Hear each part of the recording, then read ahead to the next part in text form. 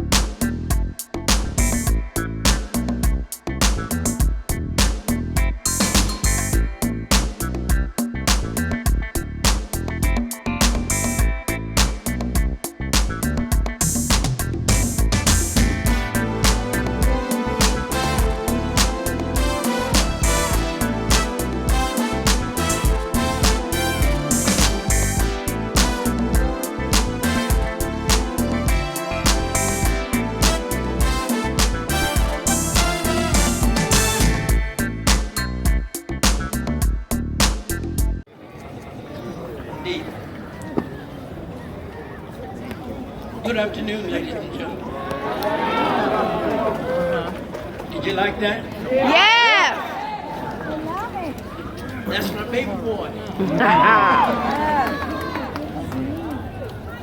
Our children are the messages we send to the future. A time and place we may never see. What will that message be? Our children are the messages we send to the future, a time and place you may not see. What will that message be? We sing, we talk, and we're good at that. But we're not nearly as good as we ought to be about doing that. I've listened to the ministers this morning, and it made me want to preach.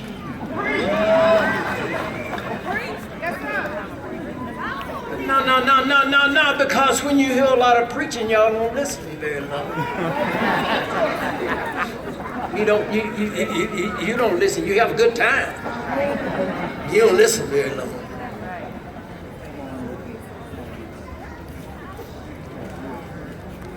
My good friend and brother,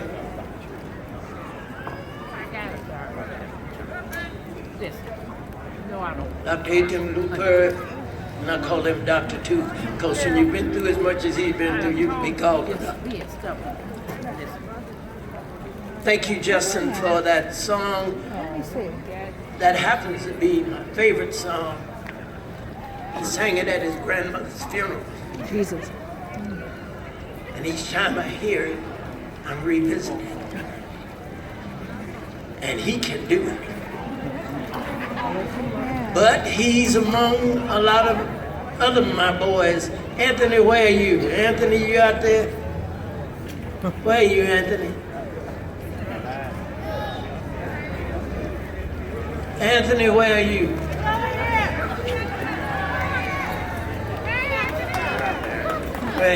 Way up in the colored section.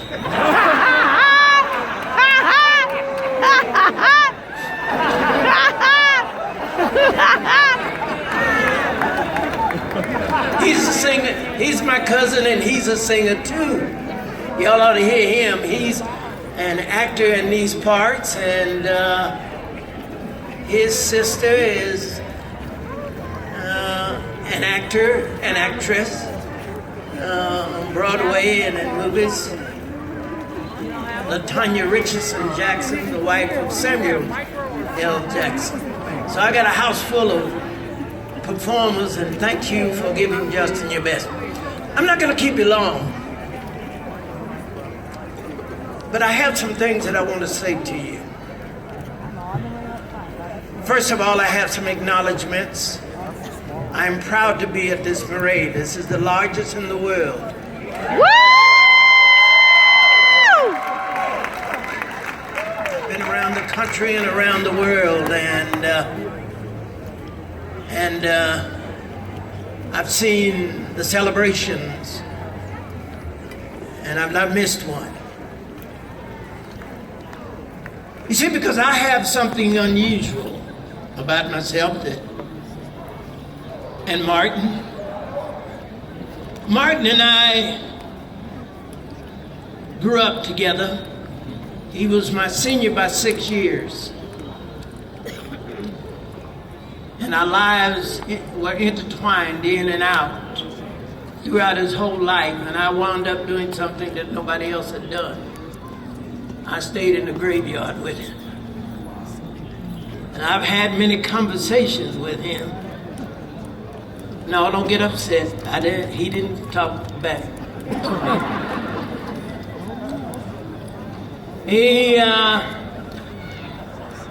But we did have some fruitful conversations. But before I get into that, I want to thank Dr. Byrne. Dr. Byrne, where are you? There he is. Let me tell you something. The tenacity of this man and all that he has done for this We have 35 years of history here, and it's still going. Please don't let it die. For your children's sake, That's right. don't let this die. My motto on everything is our children are sent to the future, a time and place we may never see. I have Justin and 3 other children, but I adopted 9. And in my household, my wife said to me when she was yet alive, your children are going to hate you. And I told her then, and I call her up to tell her now, they're going to be successful haters. I like that. Yes. Why did you do that, Eldrin Bell? Why did you take that position? Emil King paved the way. And there were slaves. I'm going all the way back. When they were brought to this country, they were killed and maimed and given to animals on the way to the ship, cut one. And when they got to the ship and got on the ship, many of them committed suicide rather than go. Others were sick, frailed, and were thrown overboard, cut two. When they got here, they were put on blocks, like in this kind of arena, and sold. Cut 3. On the way back, those that were left and didn't sell were either fed to the fish or killed. Yeah. I raise a question to you today. What was left? Well, you didn't guess. I'll tell you. What was left was the best of the best. What was left was the best of the best. And I told my children, you can tell yours anything you want to do. How dare you think that you can come up here less than your best?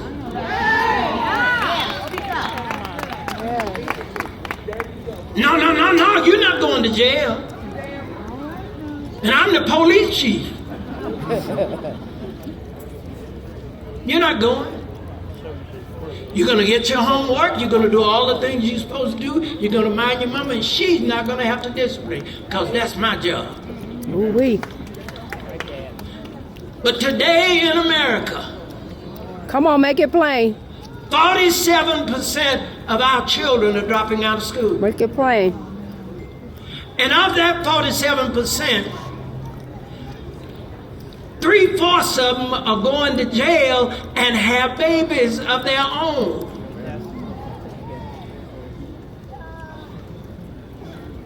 They want to quit school. The devil is Well, when alive. Martin and I were going to school, we couldn't quit school. You couldn't even cut class. Henry James Furlow and some of our principals would find you. That's it.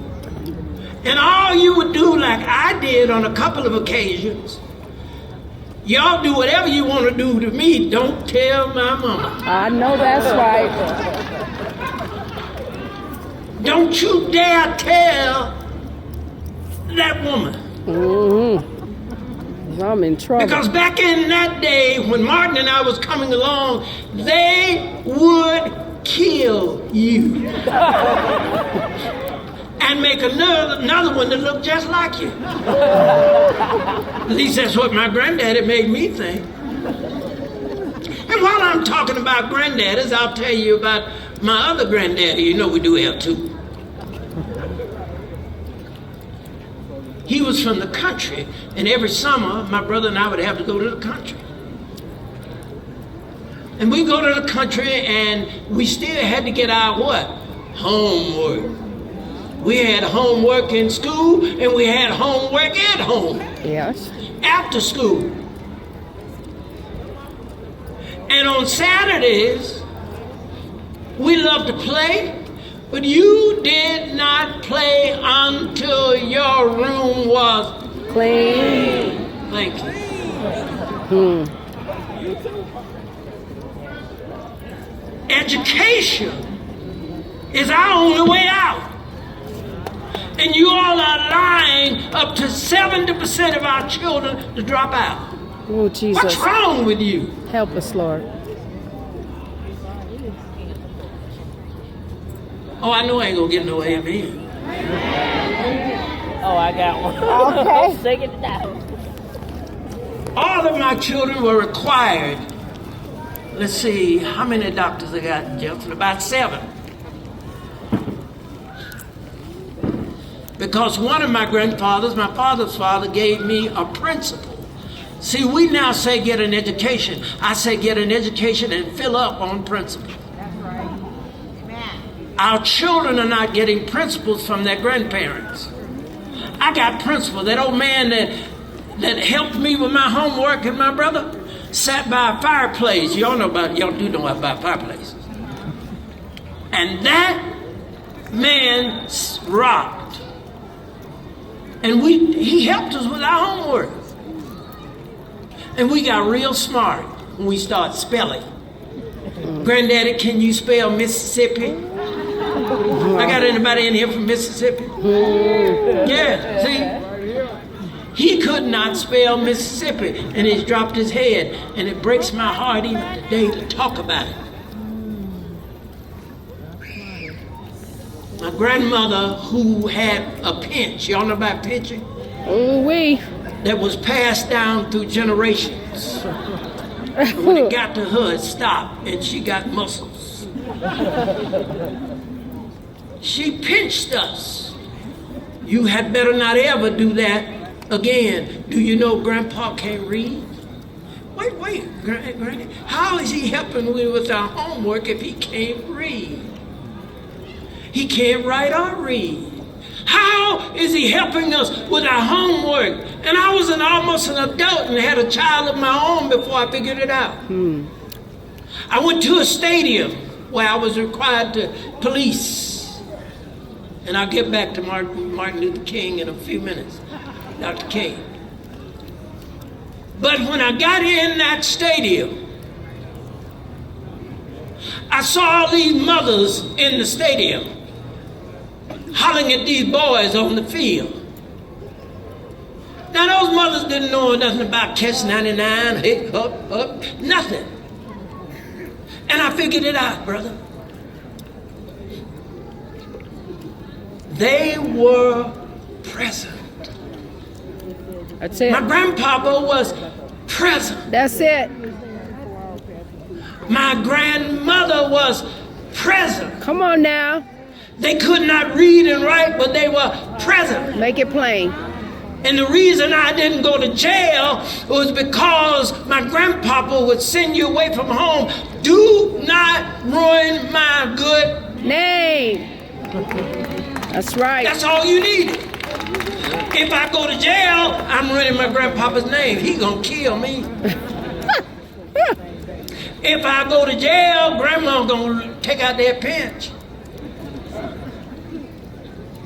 Standards. Yes. Presence. 70% of our marriages are breaking up. Y'all will be so much in love for a few weeks. I don't understand it. I understand Tough and know love. that we get divorces because we all are not alike. Thank God. You're going to have one. I had one. But my wife was never an ex. I got married again, but she was never an ex. And these children did not have the luxury of speaking to me about their mother. Ever. I stopped my wife from disciplining her kids and mine. I'm the disciplinarian.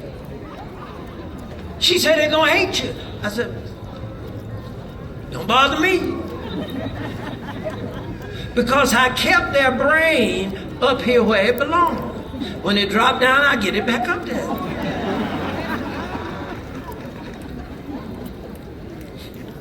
This one came along. JB.